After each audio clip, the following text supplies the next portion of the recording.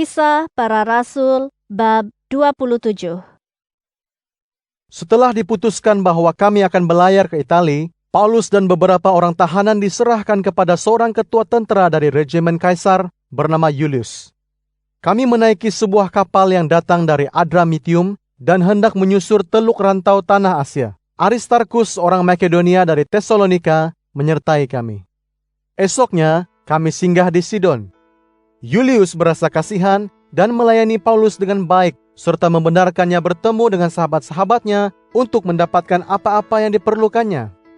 Kemudian kami belayar menyusur Siprus di sebelah bawah angin, karena ketika itu angin bertiup ke arah yang bertentangan dengan hala tujuan kami. Setelah menyeberang laut Kilikia dan Pamfilia, kami sampai ke Mira di tanah Likia. Di sana ketua tentara Kaisar itu mendapati sebuah kapal dari Alexandria yang hendak belayar ke Italia. Lalu dia menumpangkan kami dalam kapal itu. Kami belayar dengan lambat dan susah payah kerana melawan arah tiupan angin. Selepas beberapa hari, kami tiba di kota Nidus. Oleh sebab masalah angin itu, kami belayar ke selatan pulau Kreta melalui Salmone. Dengan susah payah juga kami menyusur pulau itu, lalu sampai ke tempat yang bernama Lindungan Indah, berdekatan Lasea. Beberapa hari kemudian, keadaan kian berbahaya untuk meneruskan pelayaran. Hari puasa orang Yahudi pun sudah berlalu. Paulus mengingatkan ketua tentara itu. Saudara-saudara, pada pandanganku, jika kita belayar, banyak bencana dan kerugian akan menimpa. Bukan sahaja kapal ini dan muatannya, malah nyawa kita juga. Tetapi ketua tentara itu lebih mempercayai kata pengemudi dan pemilik kapal itu daripada kata Paulus. Pelabuhan itu memang tidak selesa untuk tinggal sepanjang musim dingin. Oleh itu, kebanyakan mereka hendak meneruskan pelayaran dengan harapan akan sampai ke Phoenix, lalu tinggal di situ, di pelabuhan di Pulau Kreta yang menghadap barat daya dan barat laut. Apabila bertiup angin selatan sepoi-sepoi bahasa, sangka mereka telah tercapailah hasrat mereka. Mereka pun membongkar sahu lalu menyusur Pulau Kreta. Tidak berapa lama kemudian, angin ribut yang bergelar timur laut membadai dari arah pulau itu. Kapal kami dipukul ribut dan tidak terdaya belayar melawan arah angin. Kami pun membiarkannya berhanyut sampai ke selatan sebuah pulau kecil bernama Kauda. Dengan susah payah kami menyelamatkan sekoci kapal itu. Setelah dinaikkan sekoci itu ke kapal, diusahakan memperkukuh kapal itu dengan ikatan tali. Oleh sebab takut terdampar ke tebing Sirtis, layar diturunkan dan kapal itu dibiarkan mengikut angin. Kami begitu teruk dipukul ribut sehingga esoknya muatan kapal mula dibuang ke laut. Dan lusanya sebahagian alat kapal itu pula dibuangkan. Beberapa hari kami tidak melihat matahari dan bintang serta dipukul ribut yang dahsyat.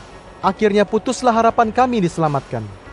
Sekian lama orang di dalam kapal itu tidak makan, lalu Paulus berdiri dan berkata, Saudara-saudara, sepatutnya dahulu saudara-saudara menurut kataku, jangan belayar meninggalkan Kreta. Nanti ditimpa bencana dan kerugian demikian. Sekarang aku berkata kepada saudara-saudara, tabahkanlah hati masing-masing, karena seorang pun tidak akan kehilangan hidup, hanya kapal ini tidak dapat diselamatkan. Malam tadi, di sisi aku terdiri malaikat daripada Allah yang memiliki seluruh diriku dan yang aku sembah. Malaikat itu berkata, Paulus, jangan takut. Engkau pasti akan berdiri di hadapan Kaisar. Semua yang belayar bersamamu akan diselamatkan juga sebagai kurnia Allah kepadamu. Oleh itu, saudara-saudara, tabahkanlah hati masing-masing. Aku percaya akan Allah dan janjinya yang disampaikan kepadaku itu. Tetapi tidak dapat dielakkan, kita akan terdampar di sebuah pulau. Sampai ke malam yang ke-14 kami masih berhanyut dalam Laut Adria. Kira-kira tengah malam, anak kapal merasakan kami sudah hampir ke darat. Mereka membuang batu duga untuk mengukur dalamnya laut, didapatinya 20 depa. Kemudian, apabila diduga lagi, didapatinya 15 depa dalamnya. Mereka takut kalau terdampar pada batu karang, lalu mereka menurunkan 4 sauh dari buritan kapal, serta berdoa untuk tibanya hari siang. Ketika itu, anak kapal hendak menyelamatkan diri sendiri. Mereka menurunkan sekoci ke laut dengan berpura-pura hendak menurunkan sauh di haluan kapal. Paulus pun berkata kepada ketua tentara dan askar-askar, Jika mereka itu meninggalkan kapal, saudara-saudara tidak akan selamat. Oleh itu, askar mengerat tali sekoci dan membiarkannya hanyut. Sementara menunggu hari siang, Paulus meminta semua orang makan. Dia berkata, "Sekarang sudah 14 hari saudara-saudara berlapar. Aku meminta kepada sekalian, makanlah sesuatu, karena itulah yang akan membuat saudara-saudara selamat. Tiada seorang pun antara kita yang akan binasa sehelai rambutnya pun." Setelah berkata demikian, Paulus mengambil roti, lalu mengucapkan syukur kepada Allah di hadapan semua. Kemudian dia membahagi roti itu, lalu makan. Masing-masing pun berasa bersemangat lagi, lalu makan bersama-sama. Bilangan kami yang ada di dalam kapal itu 276 jiwa. Setelah kenyang sekaliannya, kapal itu diringankan lagi dengan membuang gandum ke laut. Apabila hari siang, mereka melihat daratan yang tidak dikenali. Di situ ada teluk yang berpantai rata, lalu mereka bercadang hendak mengandaskan kapal itu ke situ. Mereka memotong tali sau dan membiarkannya tenggelam di laut. Selepas itu, mereka melucutkan tali kemudi, lalu menaikkan layar di haluan supaya angin meniup kapal itu menuju ke pantai. Kapal itu terlanggar busung pasir, lalu terkandas haluannya, dan tidak dapat bergerak manakala buritannya pecah dipukul gelombang. Askar-askar mula berura-ura hendak membunuh semua orang tahanan, supaya tiada seorang pun berenang melarikan diri. Tetapi ketua tentara itu hendak menyelamatkan Paulus, lalu melarang askar-askarnya berbuat demikian. Dia menyuruh mereka yang tahu berenang terjun dahulu dan berenang ke darat. Yang lain berpegang kepada papan atau pecahan-pecahan kapal. Dengan demikian, semuanya selamat naik ke darat. Kisah Para Rasul bab 28. Setelah mendarat dengan selamat, barulah kami mendapat tahu bahwa pulau itu bernama Malta. Penduduk pulau itu sangat berbelas ihsan kepada kami. Mereka menyalakan api dan menyambut kami sekalian masuk berlindung daripada hujan dan kesecukan. Paulus memungut ranting dan apabila dia meletakkannya di atas api, seekor ular kapak keluar melarikan diri daripada kepanasan itu, lalu memagut tangan Paulus. Apabila penduduk pulau itu melihat ular tersebut pada tangan Paulus, mereka berkata sama sendiri, "Tentu dia ini seorang pembunuh. Sungguh pun dia selamat daripada bahaya laut, tetapi Dewi Keadilan tidak membiarkan dia hidup." Paulus mengebaskan ular itu ke dalam api tanpa mengalami sebarang kecederaan. Semuanya menantikan kalau dia naik bengkak atau rebah mati. Tetapi lama mereka menanti-nanti, tidak juga mereka melihat apa-apa bencana menimpanya. Sangkaan mereka pun berubah, lalu mengatakan Paulus itu seorang dewa. Di daerah itu, ada tanah yang dipunyai oleh seorang bernama Publius, penguasa pulau itu. Dia menyambut kami dan melayani kami selama 3 hari dengan budi bahasa yang baik. Ketika itu, Bapak Publius terlantar menghidap demam dan mengalami cirit-birit. Paulus masuk menghampirinya, lalu berdoa sambil meletakkan tangan ke atasnya dan menyembuhkannya.